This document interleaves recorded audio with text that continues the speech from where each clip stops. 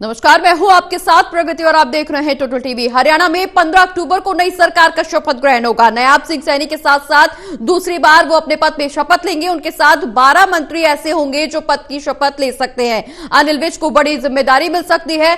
महिपाल दांडा, बड़ी जिम्मेदारी उनको भी सौंपी जा सकती है। मंत्री पद की शपथ ली जा सकती है। तो बड़ी खबर आपको बता दें, नायब सिंह सैनी दूसरी बार मुख्यमंत्री पद की शपथ लेंगे। 15 अक्टूबर को शपथ ग्रहण समारोह। मुख्यमंत्री के साथ 12 मंत्री ऐसे जिनको जिम्मेदारी सौंपी जा सकती है। अनिल विज को भी बड़ी जिम्मेदारी सौंपी जा सकती है। इसके अलावा महिपाल दांडा ये शपथ ले सकते हैं। राव नरबीर सिंह कैबिनेट में शामिल हो सकते हैं। मूलचंद शर्मा को फिर से मंत्री पद की जिम्मेदारी सौंपी जा सकती है। इसके अलावा रणदीप गंगवा मंत्रिमंडल में शामिल हो सकते हैं। विपुल गोयल को भी कैबिनेट में जगह मिल सकती है। सावित्री जिंदल, आरती राव, श्रुति चौधरी को भी मौका मिलना संभव माना जा रहा है। इसके अलावा कृष्णा गहलावत, डॉक्टर कृष्णलाल मिड्ढा भी शपथ ले सकते हैं। बता दें कि एससी कोटे से विमला चौधरी, कृष्णलाल पवार भी रेस में है। एससी कोटे से कृष्ण मुरारी, कृष्ण कुमार और कृष्ण बेदी भी दौड़ में शामिल है। तो 15 अक्टूबर को नई सरकार का शपथ ग्रहण समारोह है। इसमें 12 ऐसे मंत्री जो मंत्री पद की शपथ ले सकते हैं। टोटल टीवी पर इन 12 मंत्रियों के नामों की जानकारी हम आपको देंगे। अनिल विज को बड़ी जिम्मेदारी सौंपी जा सकती है। चूंकि 15 अक्टूबर को शपथ ग्रहण समारोह है, दूसरी बार मुख्यमंत्री पद की शपथ लेंगे नायब सिंह सैनी। इसके अलावा 12 ऐसे मंत्री होंगे जिनको मंत्रिमंडल में जगह दी जा सकती है। कौन होंगे वो मंत्री, उनका क्या नाम है, उनको क्या जिम्मेदारी सौंपी जा सकती है, सबसे पहले टोटल टीवी आपको दिखा रहा है। एक्सक्लूसिवली टोटल टीवी सबसे पहले अपने दर्शकों को बता रहा है, जिसमें सावित्री जिंदल, आरती राव, श्रुति चौधरी को मौका मिलना संभव माना जा रहा है। इसके अलावा कृष्णा गहलावत, डॉक्टर कृष्ण बेदी को भी दौड़ में शामिल माना जा रहा है। बता दें कि एससी कोटे से कृष्ण कुमार और कृष्ण बेदी भी इस दौड़ में शामिल हैं। हरियाणा में 15 अक्टूबर को नई सरकार का शपथ ग्रहण है और इसके अलावा नायब सिंह सैनी दूसरी बार मुख्यमंत्री पद की शपथ लेंगे। उनके साथ साथ 12 ऐसे मंत्री होंगे जो मंत्री पद की शपथ ले सकते हैं। कृष्णा गहलावत, डॉक्टर कृष्णलाल मिड्ढा शपथ ले सकते हैं। एससी कोटे से विमला चौधरी, कृष्णलाल पवार भी इस दौड़ में शामिल माने जा रहे हैं। बता दें कि नायब सिंह सैनी दूसरी बार मंत्री पद की शपथ लेंगे। 12 ऐसे मंत्री जो मंत्री पद की शपथ ले सकते हैं। ललित हमारे सहयोगी हमारे साथ फोन लाइन पर जुड़े हुए हैं। ललित, महिपाल दांडा मंत्री पद की शपथ ले सकते हैं। 12 ऐसे मंत्रियों के नाम सामने आ रहे हैं जो मंत्री पद की शपथ ले सकते हैं। हालांकि इस बात का ऐलान पहले ही किया जा चुका था कि मुख्यमंत्री ही अगला सीएम होंगे। वो एक बार फिर से मुख्यमंत्री पद की शपथ लेंगे नायब सिंह सैनी, लेकिन उनके अलावा 12 ऐसे मंत्री होंगे जो इसमें पद की शपथ लेंगे। 15 अक्टूबर को शपथ ग्रहण समारोह है। क्या कुछ तैयारियां की जा रही हैं, पहले इस पर चर्चा करते हैं, उसके बाद उन नामों का जिक्र भी अपने दर्शकों के साथ करेंगे कि कौन ऐसे मंत्री होंगे, कौन वो नाम जो इन मंत्रिमंडल में शामिल होंगे। क्या कुछ तैयारियां?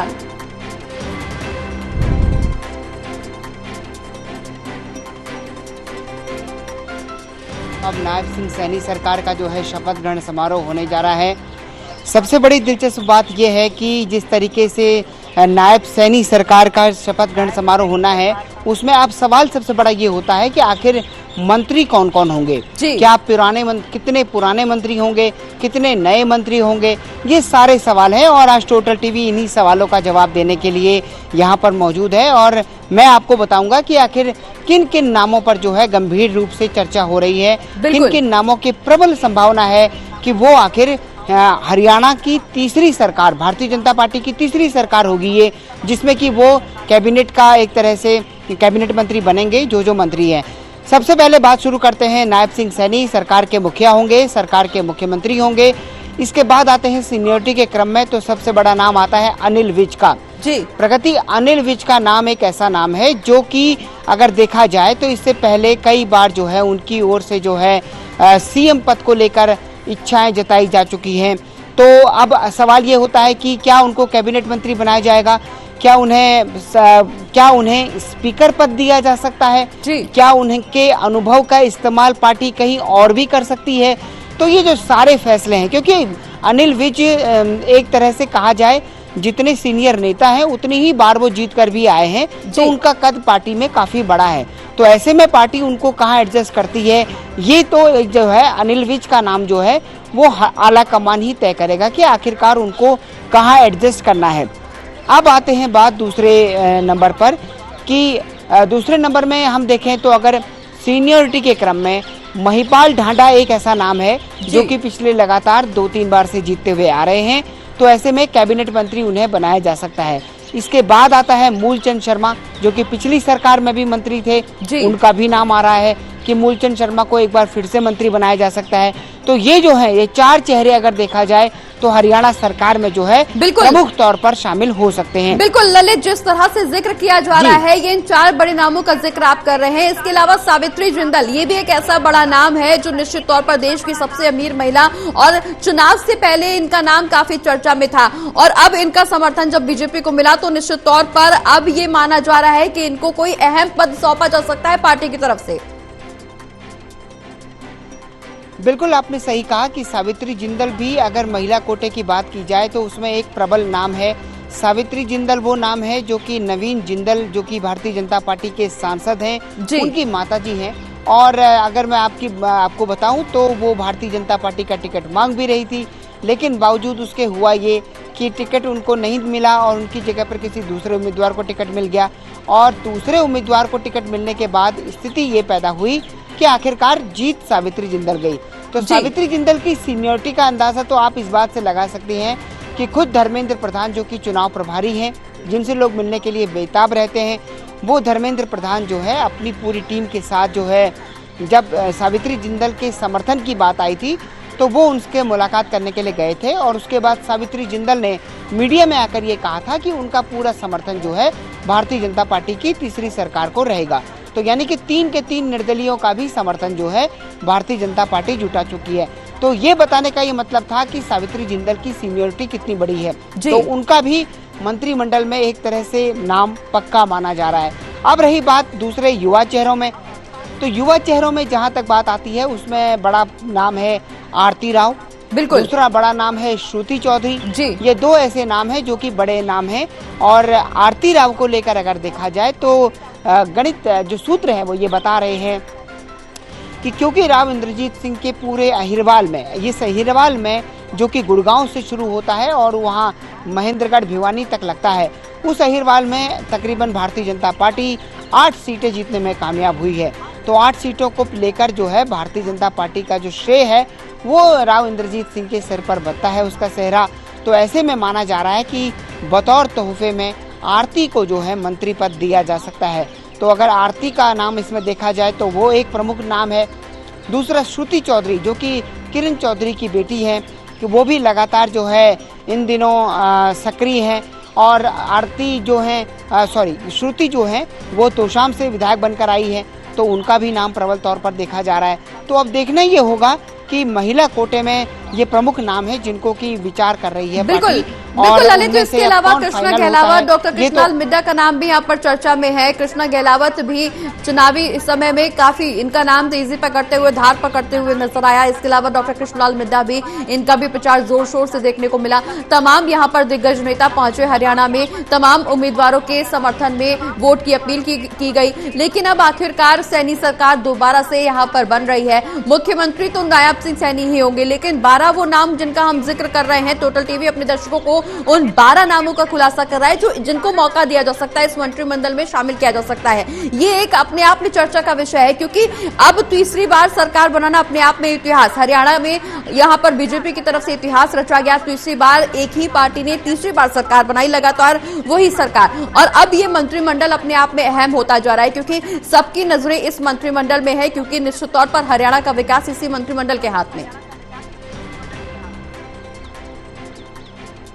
बिल्कुल आपने सही कहा कि अब जो है उसमें कृष्णा गहलावत का नाम भी है, जो मैं महिला कोटे के नाम बता रहा था जी। लेकिन अब मैं आपको बताता हूँ दूसरे इसमें कई और नाम भी हैं। एससी कोटा भी एक इम्पोर्टेंट कोटा है, जो कि अनुसूचित जाति कोटा है, और उसमें अगर देखा जाए तो उसमें 4 नाम निकलकर सामने आ रहे हैं। उसमें पहला नाम है पटौदी से विधायक विमला चौधरी का, दूसरा नाम है कृष्णलाल पवार का, तीसरा नाम है कृष्ण कुमार का, और चौथा नाम है कृष्ण बेदी का।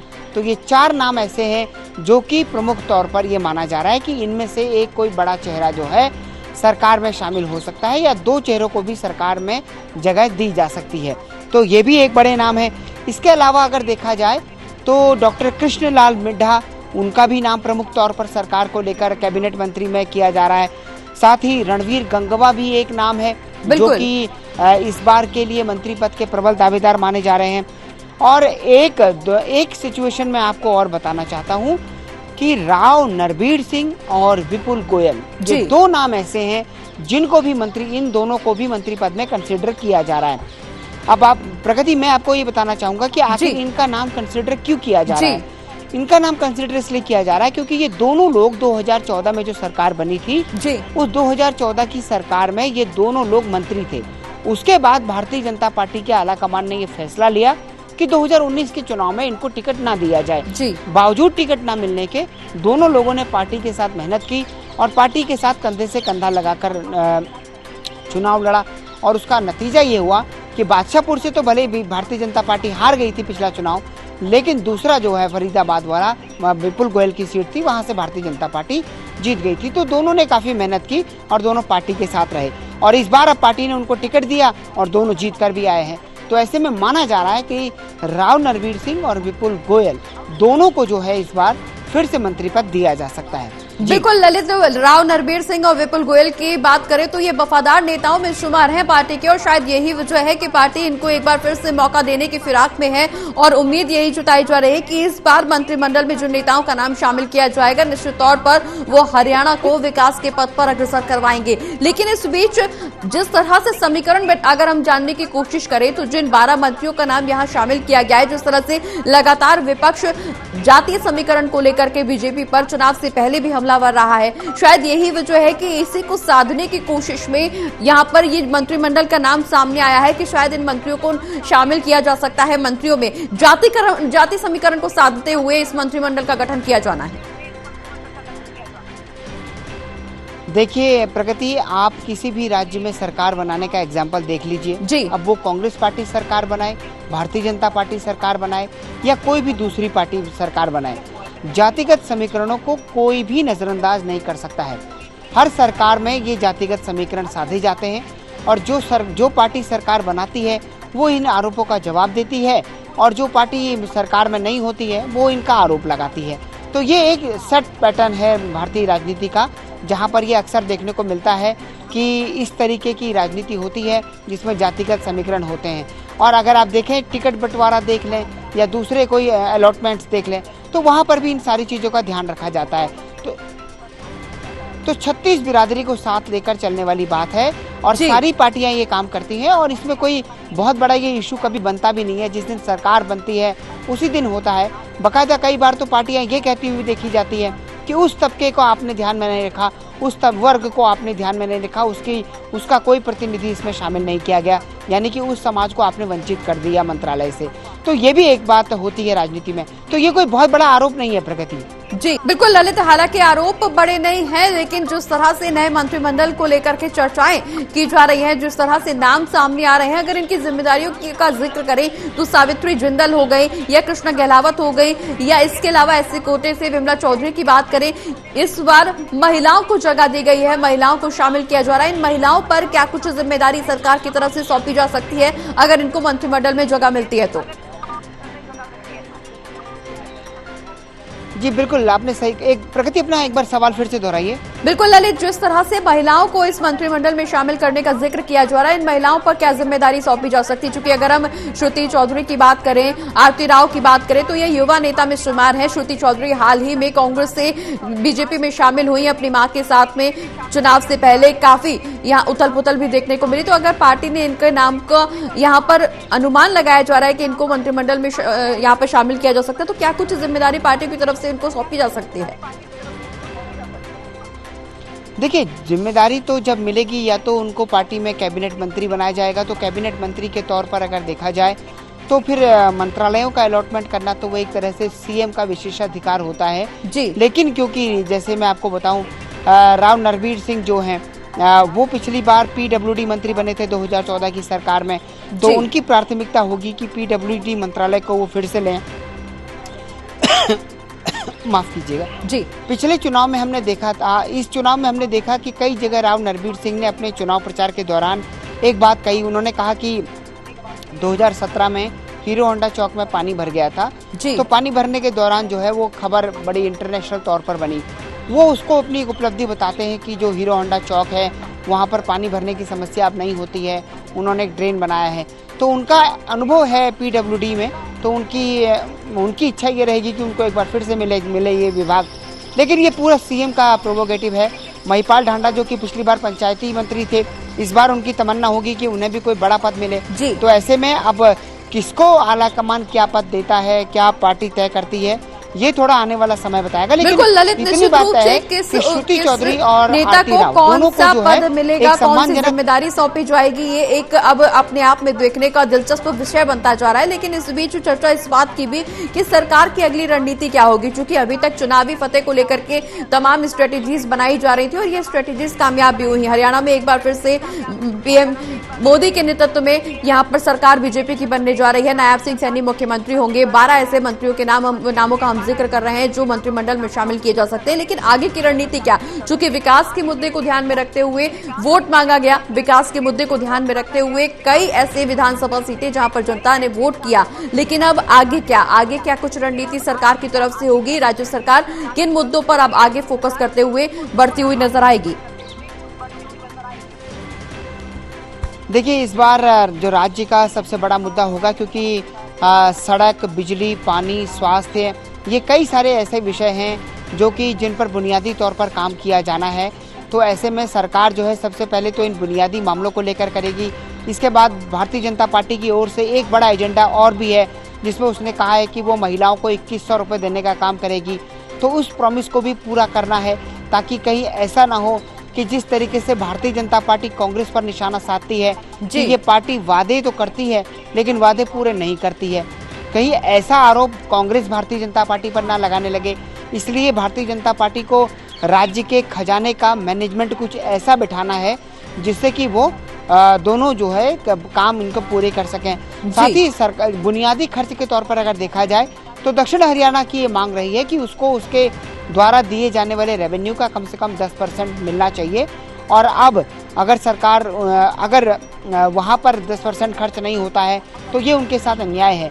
कई सारे विषय हैं और देखिए हर विधानसभा के अपने अलग अलग मुद्दे होते हैं। तो रोड, सीवर, सड़क, पानी, स्वास्थ्य जो है ये बुनियादी मुद्दे हैं और मुझे लगता है कि सरकार सबसे पहले इन्हीं पर काम करेगी।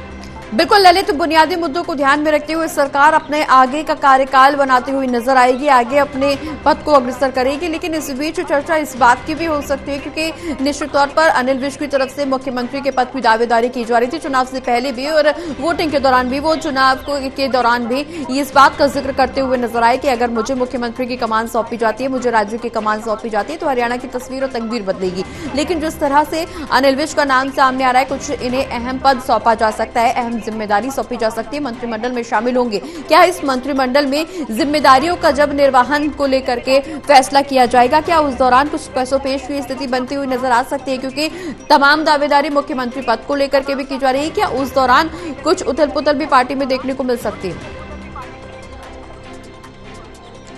देखिए, भारतीय जनता पार्टी में ऐसी उथल पुथल की संभावना वैसे काफी कम ही होती है, क्योंकि यहाँ पर आप अपनी बात को एक सिस्टम के सामने रखते हैं। अगर बात सुनी जाती है तो बहुत अच्छी बात है, नहीं सुनी जाती तो मुझे नहीं लगता कि अनिल विज किसी तरह का इस पूरे मामले में कोई ऐसा अड़ियल रवैया अपनाएंगे जो कि किसी भी तरह से उनके लिए भी और पार्टी के लिए भी दुविधा का विषय बने।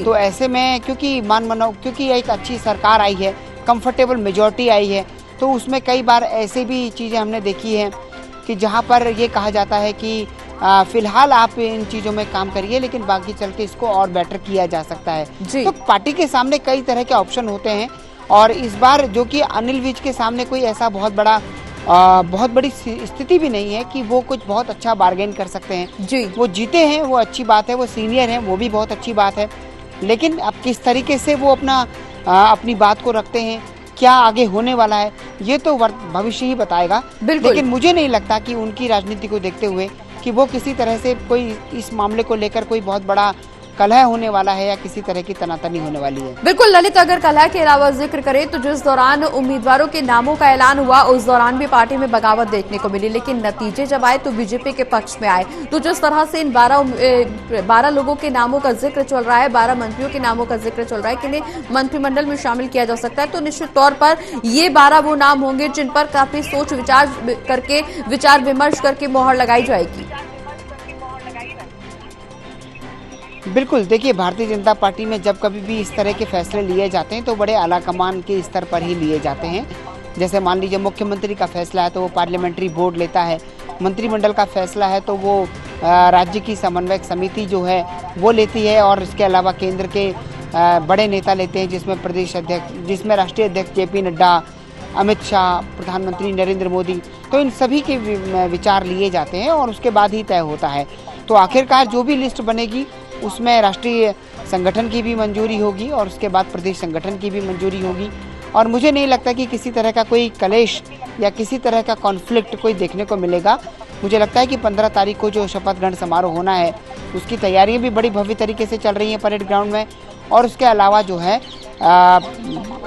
उसके अलावा ये शपथ ग्रहण समारोह अच्छे तरीके से निकलेगा और ऐसी कोई परिस्थिति हमारे सामने आने वाली नहीं है। बिल्कुल ललित, शपथ ग्रहण समारोह को लेकर के क्या कुछ तैयारियां की जा रही है, क्योंकि निश्चित तौर पर जितना सरकार यहां पर उत्सुक है उससे कई ज्यादा उत्सुक सरकार के लिए जनता भी है, क्योंकि जनता ने अपने भारी मतों के साथ पूर्ण बहुमत के साथ ये सरकार चुनी है, तो निश्चित तौर पर जनता को कई उम्मीदें भी हैं। तो इस मंत्रिमंडल को लेकर के, इस शपथ ग्रहण को लेकर के जनता भी बेहद उत्सुक है। क्या कुछ तैयारियां यहाँ देखने को मिल रही है? देखिए, शपथ ग्रहण समारोह जो है 15 तारीख को हो सकता है, इसको लेकर जो है तैयारियां चल रही हैं। पंचकुला के उपायुक्त के अध्यक्षता में एक कमेटी बनाई गई है, जो कमेटी जो है इस पूरे शपथ ग्रहण समारोह की सारी व्यवस्थाओं को देखेगी, क्योंकि इस कार्यक्रम में प्रधानमंत्री नरेंद्र मोदी भी शामिल हो सकते हैं। तो ऐसे में सुरक्षा उपाय जो है उस स्तर के किए जा रहे हैं कि अगर प्रधानमंत्री नरेंद्र मोदी शामिल होते हैं तो फिर उस वक्त जो है किसी तरह के बदलाव करने की आवश्यकता ना हो। इसके अतिरिक्त गृह मंत्री अमित शाह, जेपी नड्डा और केंद्रीय मंत्रिमंडल के कई सीनियर नेता जो है उस शपथ ग्रहण समारोह में शामिल हो सकते हैं। 2 राज्यों के चुनाव में भारतीय जनता पार्टी को हरियाणा में बड़ी जीत मिली है, और वो भी तब मिली है प्रगति जबकि एग्जिट पोल के नतीजे और अनुमान कुछ और ही बता रहे थे। तो ऐसे में ये भारतीय जनता पार्टी के लिए बड़े हर्ष का विषय है, और पार्टी जो है इस कार्यक्रम को, इस जीत को कुछ ऐसे बताना चाहती है जिसका असर आने वाले महाराष्ट्र और झारखंड के चुनाव पर भी जाए, क्योंकि यहाँ से पार्टी के कार्यकर्ता का जो मनोबल बढ़ेगा वो मनोबल आने वाले 2 राज्यों में यानी कि महाराष्ट्र और झारखंड में भी काफी असर करेगा। और एक तरफ जहाँ भारतीय जनता पार्टी के कार्यकर्ता का मनोबल बढ़ा है, वहीं दूसरी ओर कांग्रेस पार्टी के कार्यकर्ता के मनोबल में कमी भी आई है, क्योंकि उसको एक अप्रत्याशित हार मिली है। एक तरह से कहा जाए कि कांग्रेस तो मान बैठी थी कि उसकी सरकार बन बैठी है, और अगर देखा जाए तो आपने भी देखा, हमने भी देखा कि जब सुबह नतीजे आने शुरू हुए तो कांग्रेस पार्टी के दफ्तर में किस तरीके से ढोल नगाड़े बजने शुरू हो गए थे, लेकिन अचानक आंकड़ों ने पलटी मारी और जो गेंद है वो एक तरह से भारतीय जनता पार्टी के खेमे में चली गई, जीत भारतीय जनता पार्टी के खेमे में चली गई। तो ये सारी परिस्थितियां हैं, इन सारी परिस्थितियों का ऐसा है कि भारतीय जनता पार्टी पूरा फायदा उठाना चाहती है और शपथ ग्रहण समारोह को एक ग्रैंड शो बनाना चाहती है, जिसका असर आने वाले विधानसभा चुनाव में भी जाए। बिल्कुल, निश्चित तौर पर झारखंड और महाराष्ट्र के अलावा दिल्ली में भी अगले साल चुनाव होने हैं, और दिल्ली के लिए भी चुनाव बेहद महत्वपूर्ण है बीजेपी के लिए कि दिल्ली में चुनावी फतह हासिल की जाए, क्योंकि निश्चित तौर पर जिस तरह से लगातार केजरीवाल सरकार बन रही है और दिल्ली में भी आरोप प्रत्यारोप का सिलसिला लगातार हमें देखने को मिल रहा है। हालांकि आम आदमी पार्टी का दावा यहाँ पर भी देखने को मिला कि सरकार बनाने में अहम भूमिका होगी आम आदमी पार्टी की, लेकिन ऐसा कुछ खास नजर नहीं आया यहाँ पर आम आदमी पार्टी का परफॉर्मेंस। तो निश्चित तौर पर दिल्ली फतह करना भी अब बीजेपी के लिए अगली रणनीति में शामिल हो सकता है। बिल्कुल आपने सही कहा, और हरियाणा तो दिल्ली का एक तरह से पड़ोसी राज्य है, तो हरियाणा का असर तो दिल्ली पर जरूर ही आना है एक तरह से। लेकिन दिल्ली की राजनीति थोड़ा सा प्रगति अलग है, क्योंकि यहाँ की राजनीति बाकी देश के राज्यों की तरह थोड़ा अलग चलती है। यहाँ पर पिछले 10-15 सालों में जो राजनीति देखने को मिली है अरविंद केजरीवाल के आने के बाद से, तब से जो है थोड़ा सा यहाँ की परिस्थिति को समझ पाना हर किसी राजनीतिक विश्लेषक के लिए भी बड़ा मुश्किल हो जाता है कई बार। लेकिन जिस तरह की परिस्थितियां हैं उसमें अब जनता ने क्या तय कर रखा है ये तो भविष्य ही जानता है। लेकिन जब चुनाव आगे बढ़ेगा, जब चुनाव की घोषणा होगी, पार्टियां क्या वादे करती हैं, जनता किस तरह से रिएक्ट करती है, ये सब देखने वाली बात होगी।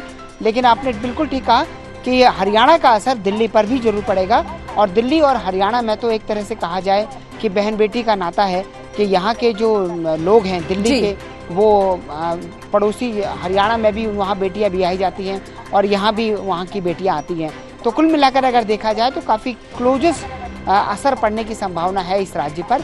लेकिन वो कितना असर पड़ेगा ये बिल्कुल थोड़ा देखना ललित, दिल्ली पर कितना असर पड़ेगा हरियाणा की जीत का, अब ये देखना दिलचस्प होगा। लेकिन इस बीच अपने दर्शकों को एक बार फिर से बता दें कि 15 अक्टूबर को शपथ ग्रहण समारोह हो सकता है। मुख्यमंत्री नायब सिंह सैनी एक बार फिर से मुख्यमंत्री पद की शपथ लेंगे। मुख्यमंत्री के साथ 12 ऐसे मंत्री होंगे जो मंत्री पद की शपथ लेंगे। अनिल विज, महिपाल जाना, राव नरबीर सिंह, ये वो ऐसे नाम जिनका चर्चा पर नाम चल रहा है। इसके अलावा मूलचंद शर्मा का नाम भी जिक्र किया जा रहा है। रणदीप गंगवा, विपुल गोयल को भी कैबिनेट में जगह दी जा सकती है। सावित्री जिंदल, आरती राव, श्रुति चौधरी, ये वो ऐसे नाम, वो ऐसे महिला और युवा नेता जिनको कैबिनेट में शामिल किया जा सकता है। इसके अलावा कृष्णा गहलावत, डॉक्टर कृष्णलाल मिड्डा, इसके अलावा एससी कोटे से विमला चौधरी और कृष्णलाल पवार भी रेस में शामिल हुए हैं। इनको भी मंत्री पद में शपथ ली जा सकती है, कैबिनेट में शामिल किया जा सकता है। इसके अलावा एससी कोटे से कृष्ण कुमार और कृष्णा बेदी भी दौड़ में शामिल हैं। तो कुल मिलाकर के 12 वो ऐसे नाम जिनको लेकर के जिक्र किया जा रहा है, इनको मंत्रिमंडल में शामिल किया जा सकता है। इनको एक बार क्या कुछ जिम्मेदारी सौंपी जा सकती है ललित,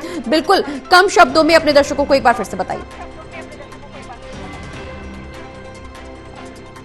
प्रगति, एक बार सवाल अपना फिर से दोहरा दीजिए।